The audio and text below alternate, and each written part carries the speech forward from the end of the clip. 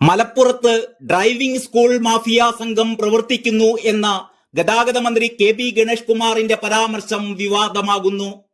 ഗതാഗത മന്ത്രി നടത്തിയത് വംശീയ പരാമർശമാണെന്നും മലപ്പുറം എന്ന പേര് കേൾക്കുമ്പോൾ തന്നെ പലർക്കും ഉണ്ടാകുന്ന വൈഷമ്യം മന്ത്രിക്കുമുണ്ടെന്നും CITU മലപ്പുറം ജില്ലാ സെക്രട്ടറി അബ്ദുൽ ഗഫൂർ വാർത്താ ചാനലുകളോട് പ്രതികരിച്ചു. തൊപ്പിയും തലക്കെട്ടുമുള്ളവരോട് ചിലർ പ്രകടിപ്പിക്കുന്നൊരു വൈഷമ്യമുണ്ട്, മന്ത്രിക്കും അതുണ്ടാകും. ഡ്രൈവിംഗ് ടെസ്റ്റ് പരിഷ്കരണത്തിനെതിരെ സംസ്ഥാനത്തുടനീളം പ്രതിഷേധമുണ്ട്. അതിൽ മലപ്പുറത്തെ മാത്രം എന്തിനാണ് അധിക്ഷേപിക്കുന്നത്?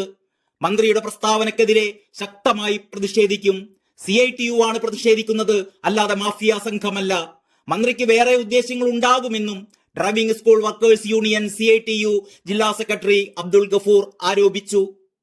സംസ്ഥാനത്ത് ഡ്രൈവിംഗ് ടെസ്റ്റ് പരിഷ്കരണം ഇന്നു മുതൽ നടത്തുമെന്നായിരുന്നു പ്രഖ്യാപനം. എന്നാൽ ഇവിടെയും ഇന്ന് ടെസ്റ്റുകൾ നടന്നില്ല.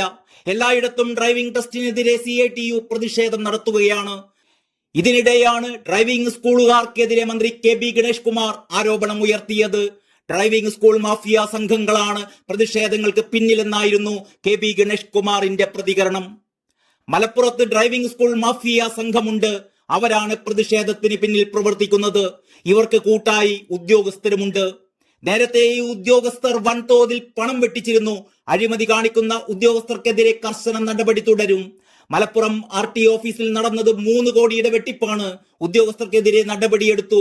വ്യാജ റസീറ്റ് ഉണ്ടാക്കി നികുതി വെട്ടിച്ചെന്നും മന്ത്രി ഗണേഷ് കുമാർ പറയുകയുണ്ടായി.